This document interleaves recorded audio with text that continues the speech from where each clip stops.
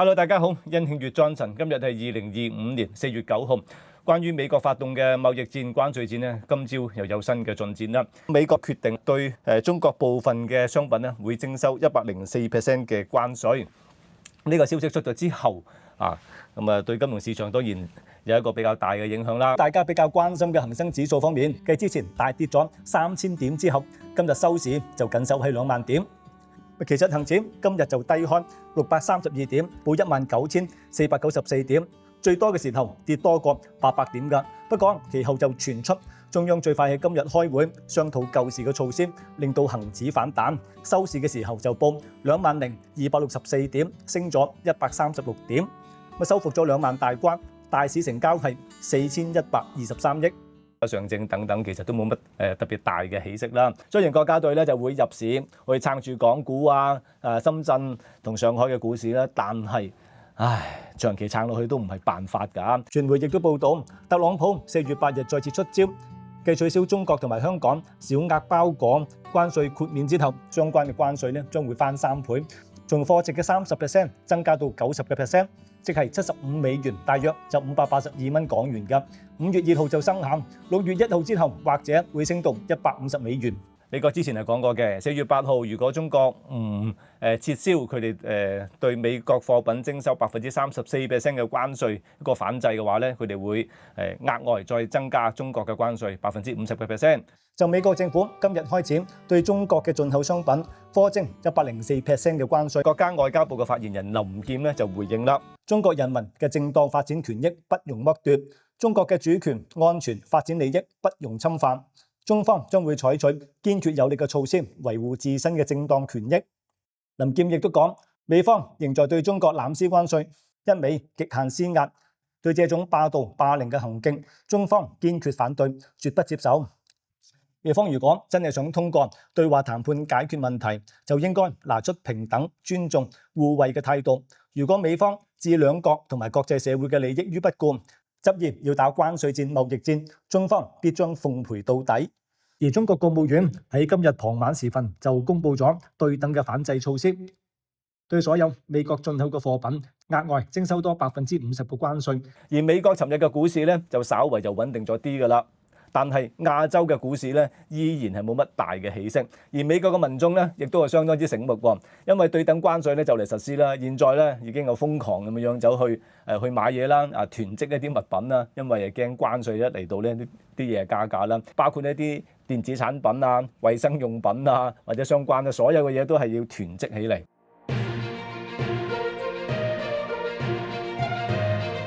針對呢一次嘅關稅戰啊，有好多人都覺得其實唔係好關澳門事因為澳門都唔係最主要咩出口啲貨品做轉口啲貨品等等啦。澳門最主要係做博彩同旅遊加其他啲咁嘅產業嘅啫咁其實好似同今次嘅關稅戰冇乜特別大嘅關係係嘛？直接影響未必會真係好大好大，但係所受到嘅間接影響其實係相當之大、相當之高㗎。簡單舉幾個例子，第一就係美國嘅最主要矛頭咧，就係對住中國，即係我哋自己嘅國家嘅。中國同美國現在就開打緊貿易戰、關稅戰等等啦。即係無論你報復、反報復、報復又反報復，不停咁樣碌，大家都預期咗啦。呢段時間咧仲有排搞㗎。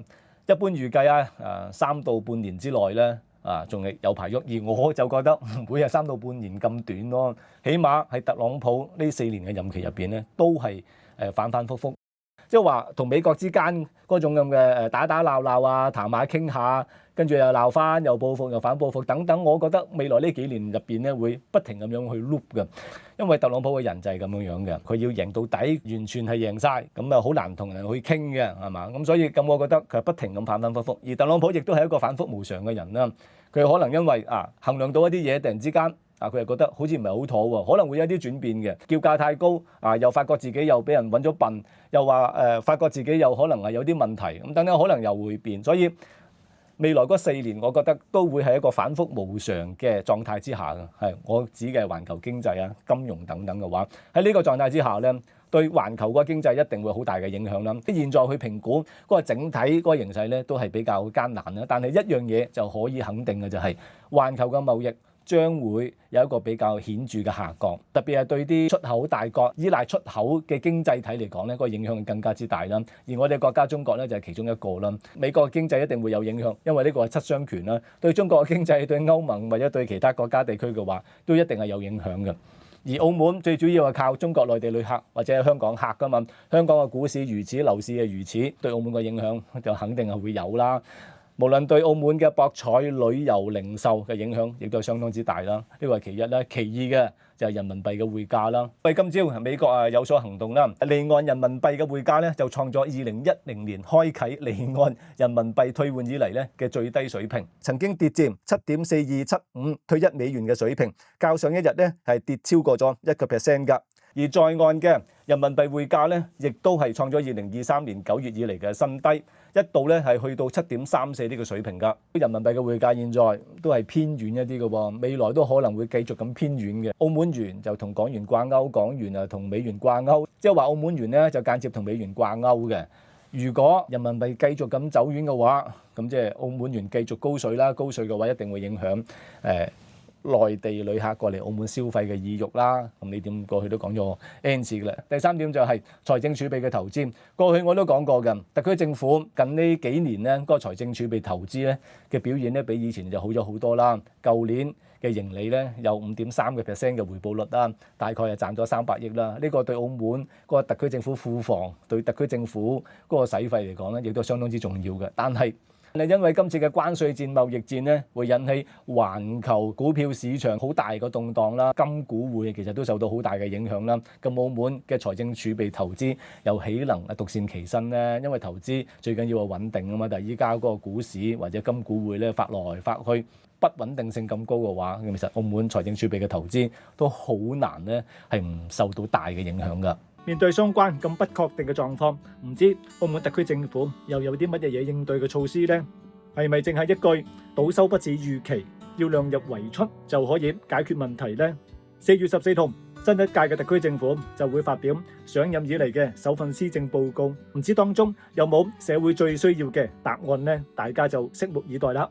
我相信好多人咧，亦都有投資下股票嘅，或者相關呢啲投資產品啊。現在嗰個市發來發去嘅話，咁咧奉勸大家確實要小心放好自己啲錢啊。放錯邊，唔知放咗喺邊度嘅話咧，其實就相當之危險。現在消息市亦都係政治市，一個消息，特朗普發個 Twitter 唔係 Twitter 啦 X， 或者佢自己喺 Truth 去發表一啲言論嘅話，個市咧就可能即刻會喐㗎咯喎。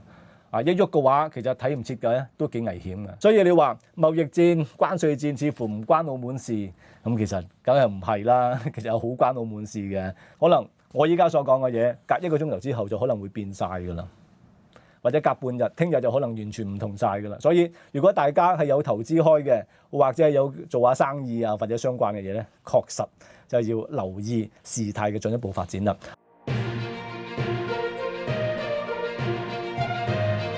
特朗普點解會推動佢嘅關稅政策？其實係同佢自己個人個思維咧就好有關係㗎。咁特朗普佢係唔相信全球化嘅人嚟㗎，亦都好反對全球化嘅人嚟㗎。佢認為全球化其實就揾緊美國笨。呢幾十年嚟嘅全球化就令到美國嘅財富流失，美國嘅工業流失，去咗第二度，好似台灣就搶走晒美國晶片嘅生意啦，搶走晒美國晶片嘅製造啦，其他地方好似日本啊、韓國啊，甚至歐洲咧，搶走咗美國嘅工業一啲造船業、汽車業等等啦。而中國搶咗好多就業機會，包括鋼鐵啊、鋁材啊等等呢啲，即係佢嘅思維就係咁樣嘅。佢有機會有權力嘅時候咧，其實佢第一個任期啊，佢已經開始推動啲關稅嘅嘢啦。不過推下就因為新冠等等嘅問題啦，咁就無疾而終啦。現在啱啱上任3個月左右啫，即刻推動佢嘅關稅戰啦，將佢嘅理念奉行到底啦。當然有好多人都覺得佢所做嘅嘢其實即係嘅理據就好薄弱嘅啫。之前咧亦都有唔少嘅專家研究同埋分析過，到底特朗普嘅對等關稅政策佢嘅目標同嘅核心喺邊度呢？佢哋就話特朗普嘅關稅目標係希望通過提高關稅去削減財赤，削減已經達到36萬億嘅美國債務，抵消國內嘅減稅負擔，縮減已經達到1.2萬億美元嘅貿易逆差，同時刺激製造業回流美國。亦有人指出，特朗普實際上咧就以關稅作為手段同埋籌碼，迫使佢嘅貿易對手進行談判，以實現佢心目當中嘅公平貿易。當然就係美國優先啦，而特朗普就希望世界各國都大量購入美國嘅產品，以平衡美國嘅貿易逆差。特朗普嘅算盤確實係打得相當之響。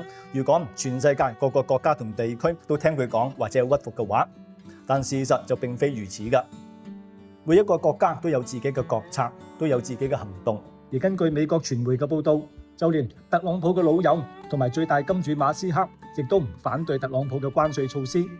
其實會有好多不確定嘅因素。儘管現在咧有唔同嘅國家都表示希望可以同美國去傾嘅，希望零關稅咧，大家互惠互利等等。但係美國依家好似唔係好騷佢，因為佢最主要針對嘅未必係關稅，好似新加坡同美國之間一直都係盟友關係啦，中間嘅關稅都唔多，都即係一直都係一個零關稅嘅狀態啦。但係美國都係要向新加坡或者佢嘅盟友去徵收關稅。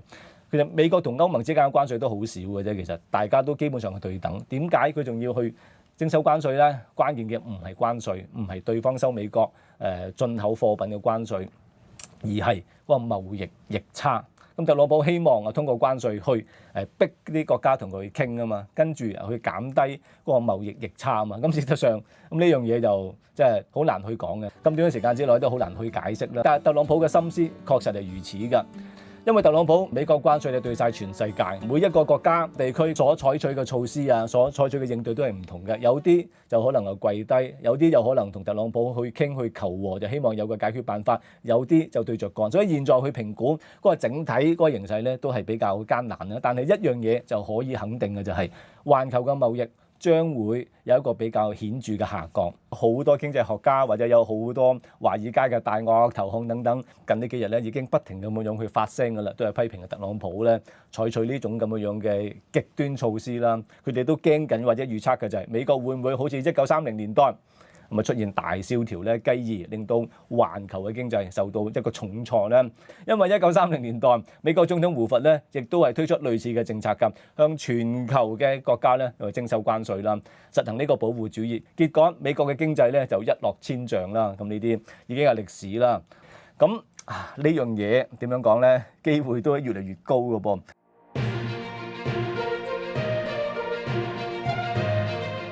全球化，你話係咪已經結束？咁我覺得又未結束嘅，但係確實係不停咁樣 backward 緊，即係不停咁倒退緊。未來嗰個世界貿易咧，同現在將會有好大嘅唔同㗎。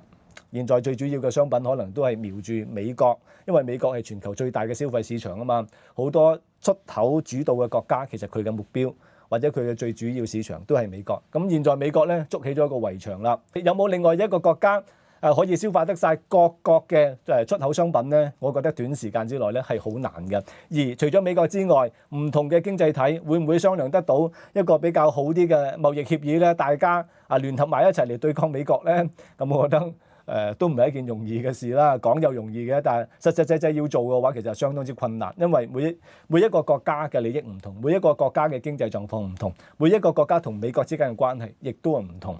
會唔會真係可以大家坐埋一齊anyone but 美國咧？咁我覺得現階段講又容易啦，真係要實施起嚟咧，其實係困難重重嘅一件事。短時間之內啦，其實環球嘅貿易咧將會下降，環球嘅貿易分佈個供應鏈嗰個分佈或者個配置等等咧，將會有一個比較翻天覆地嘅變化。未來環球嘅經濟，各個國家嘅經濟，特別係一啲出口導向嘅國家地區嘅經濟咧，確實係難以預料嘅。現階段真係誰也說不準啦。但係可以肯定嘅就係全球化正在退潮，一啲以出口作為主導嘅國家，佢嘅經濟咧將會受到比較大嘅影響。好啦，今日咧就簡單講到呢度啦。歡迎大家繼續訂閱我個頻道，俾個 like 我，或者 share 嚟俾呢個朋友。拜拜。